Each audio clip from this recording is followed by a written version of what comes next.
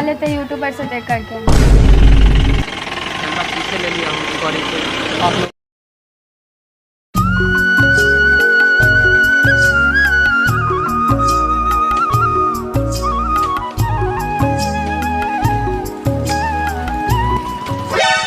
रे सला दुखेर ना तोरा हम बैठे ला ली हुई हैं हाली हाली जंगल चोल सब।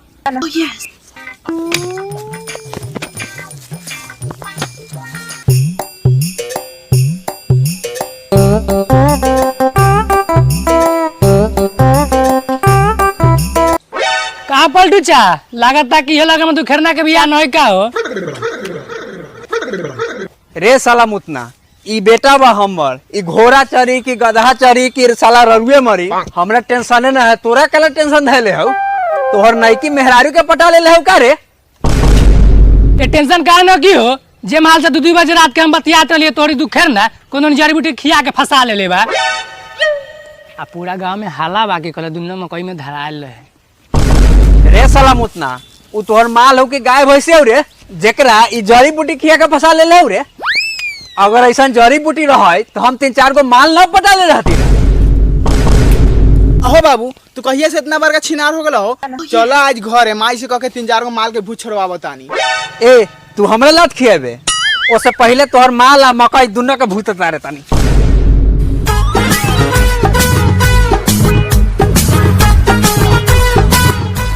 करिया आदमी के करिए नु गार रही जैसन बाप बा छिनार वैसन बेटा नु होई छोड़ जा दे दोसर माल पटाएम।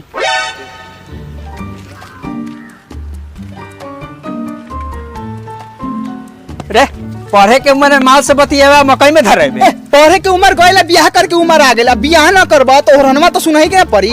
रे तोरा जैसन कलुआ निकम्मा आदमी से कौन बियाह करी रे।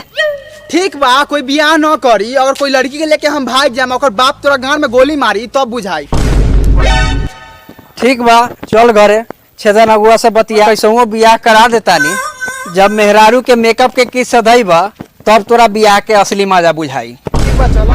ठीक बा चलो।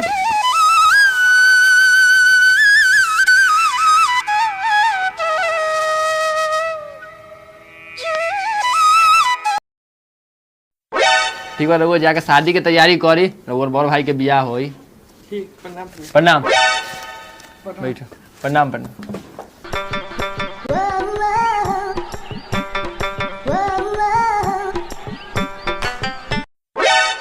का हो लालटेन भाई ये अगुआवा के तिसरकी मेहरारू के सामाजिक लइका भइल बा का हो।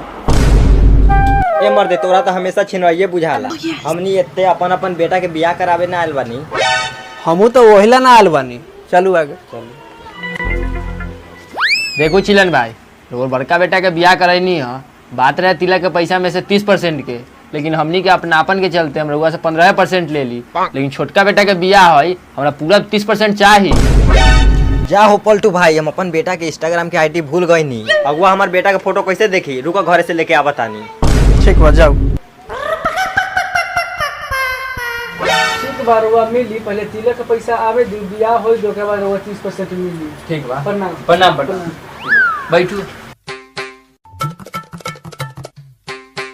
प्रणाम छेदन अगुआ जी। जी प्रणाम प्रणाम। आ ई बताओ आज छेदन अगुआ के बेरी कैसे हमरा लगा था कि रउआ दोसर बियाह हुआ करब का चौकत काहे बानी और करे के बाद बताओ हमारे पास एगो बढ़िया औरत बा। ना ना हमर ना हम बड़का ना बेटा के बियाह करावे के बा। सबके रिश्ता में कह दिले खेद हमरे नाम बा छेद। ठीक बा रउआ बड़का बेटा के बियाह होई लेकिन रउआ मालूम बा ना कि हमर कमीशन कितना रहेला सबके तिलक में से 30% हमर कमीशन रहेला कहू तो काले हम लड़की वाला के लेके रउआ द्वार पे आवत तानी। ठीक बा तो लेके आई हमर मांग बा 3 लाख रुपया आ एक्टिव दिवा दे। ए महाराज हम रउआ केकरा से एक्टिव दिवा दे हम उसे काम ना करी ले। ए महाराज रउरा गलत समझ लेली उ एक्टिवा 5G वाला ना वाली स्कूटी उहे एगो दिवा दे हमरा। एक्टिवा स्कूटी बिना डंटा वाला वाली हुए ना। हां हां उहे स्कूटी दिवा दे। ठीक बा रउआ स्कूटी मिली काले हम लड़की वाला के लेके आवत तानी रउआ टाइट से व्यवस्था क के रखम काहे कि लड़की वाला बहुत मालदार बा तिलक कस के मिली। ठीक बा ठीक बा चलो तानी प्रणाम प्रणाम प्रणाम।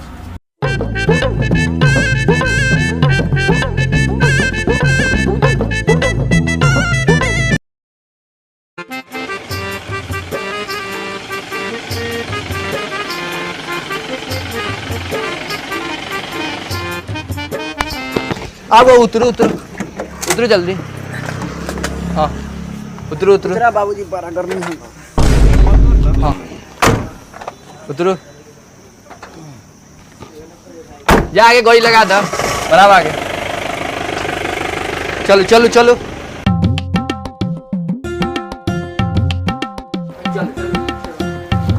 प्रणाम प्रणाम। जी जी प्रणाम प्रणाम बैठो बैठो बैठो बैठो अपने बैठो बैठो आप लोग बैठो बैठो आगे कॉल कुर्सी तनका ठीक से बताई रहुआ लोग के आवे में कोई दिक्कत न भेल बा? ए महाराज अभी हम 419 गो के बियाह करा देनी केहू के दिक्कत ना भइल ये तिनकारा काहे दिक्कत होई हो? छेदन जी सही कहता रे हमनी के कोई दिक्कत ना भइल आवे में। हाँ तो चूसन भाई लड़किया के बुला देती कुटुम्ब लोग देख लेता तनका हमरा दूसरो जगह जाए के बाद खूबसूरता खसी देखे। आहो तू बोको बकरी के ना छोड़लो सबके बियाह करा दे बोलो ऐसे केकर बोका के बियाह करावे के हो हम वही भोज खाए। वो अपन बगल के गांव के मुखिया फालतू सिंह ना बा ओकरे पार्टी ला बोका देखे जाए के बा। ये तो हम तोरा बोका बकरी के बियाह करे वाला बोलोरो में बैठा के ले लिए लड़की बुलावा हमरा अपन गोरखी भौजी के देखे के बा। बुलावा बुलावा। हाँ तो चूसन भाई लड़किया के बुला दी लड़का के देखेगा अपन भौजी के। हाँ बउआ के बोला दिए तुमका बहू जा दीदी के बुला लावा। ठीक बात जाता नहीं।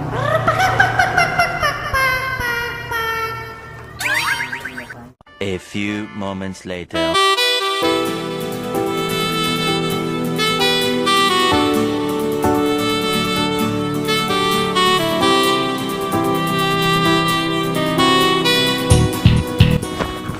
अब बउआ बैठ।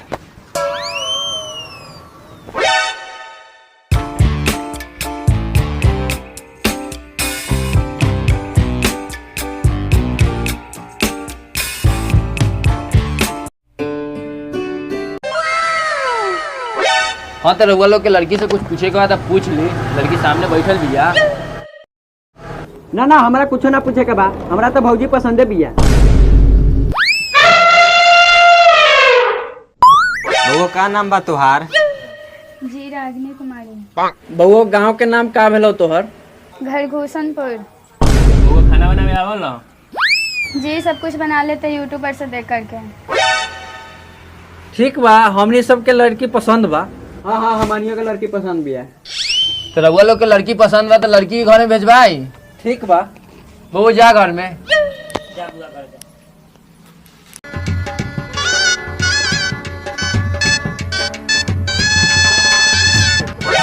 तो रउआ लोग के लड़की पसंदे बा तो काले रउआ लोग व्यवस्था करी हम लड़की वाला लेके रउआ द्वार पे आवा तानी। जी रउआ लोग आई आपका स्वागत है। जी जी तो चलो गर्मी बड़ा बा।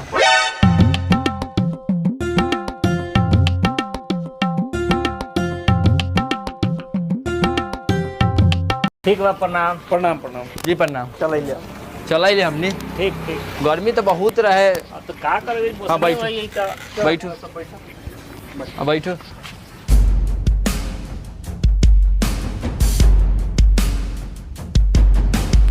ठीक बा काल व्यवस्था कर। ठीक बा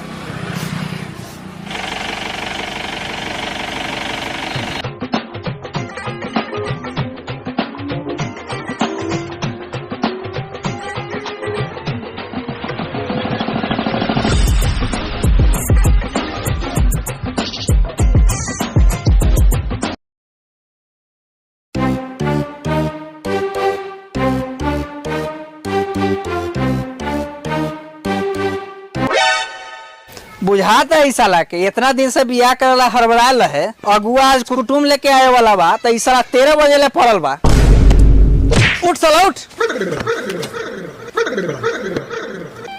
जो साला निहा धोया खिकोना कर से कुर्सी लेके आओ ओकरा बाद जाके दुकान से मिठाई बिस्कुट लेके आ जो उठ।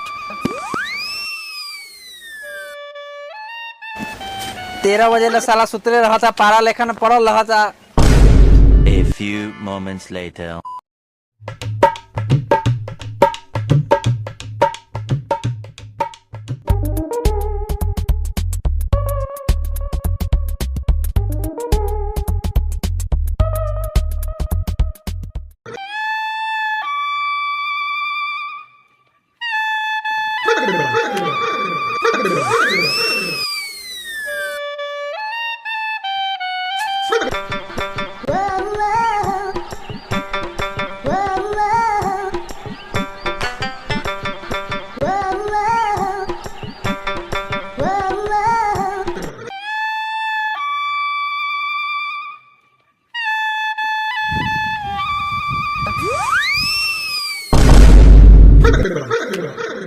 उतरो उतरो वो ठेला पीछे कर। ए रुकिए रुकिए एक मिनट। हम रउआ लोग के कुर्सी पर चूता रखे से पहले एगो बात बता दिया चाहता नहीं कि हमार बाबूजी के मान 3 लाख रुपया और एगो एक्टिवा बा। तोहनी लोग के गांव में दम बात न देवे के तो कुर्सी पर चूता रखी, न तो जैसे अली है चूतर लेके वैसे ही चूतर बारे के निकली। हो पलटू भाई तो छोटका लड़का कुछ ज्यादा ना बोला था। ए छेदन भाई ई लइका नु बा कुछो बोल देवेला। आओ लोग बैठू। तो पलटू गर्मी तो बड़ा बा ना। छोटका लड़का कुछ ज्यादा दोगलई ना करता। बिया कटवाई कुटुम के लेके जाए, करिया लड़का करिए में रह जाई। तू साला ना सुधरबे। आओ उठो बैठू आपने लोग। चलो आप बैठ बाबू।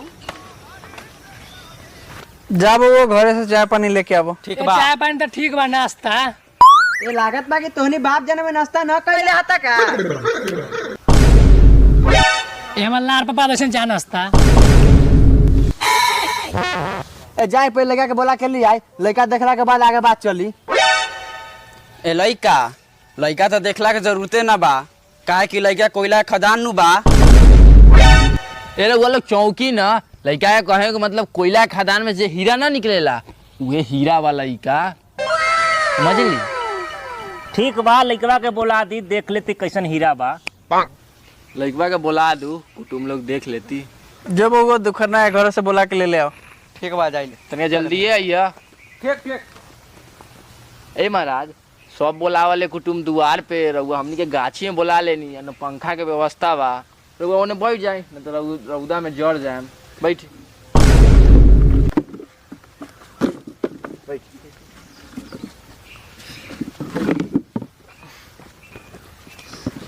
An eternity later.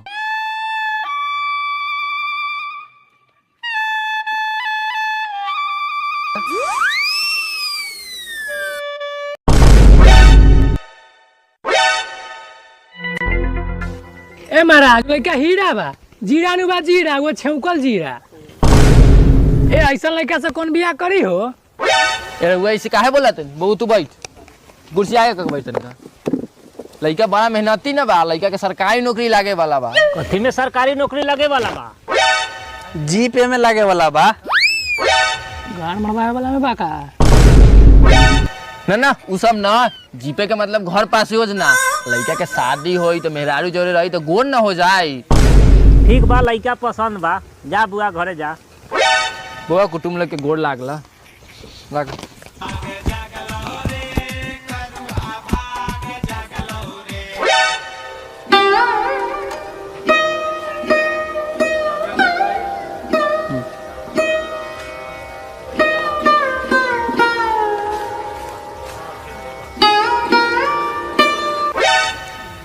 तो रउआ लोग के लड़का पसंद बा तो समधी साहब के तिलक के पैसा गिनाओ और शादी के दिन फाइनल होए। ले बुआ, समझी साहब के पैसा गिन के दे दहो। सही से बुआ गिन ला।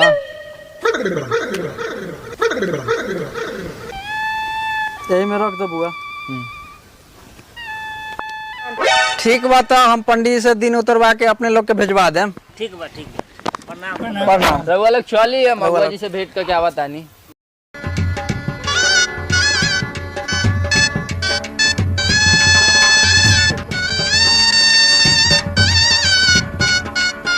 कमीशन के पैसा कुछ एहे में। अरे महाराज शादी न भेला का अभी कमीशन के पैसा ये महाराज शादी के बाद कौन देवेला कमीशन के पैसा? शादी में ले ले देना दू, हमरा काम है छत ऊपर ढलवावे के बाद। शादी में तिलक चढ़ी ना वही में ले ले। कुछ दे दू, छत ढलवा लेती। वही में ले लेम। अभी शादी हुई ना। ठीक बा, ठीक। डेट भेजवाई। हाँ ठीक है, भेजवा दे।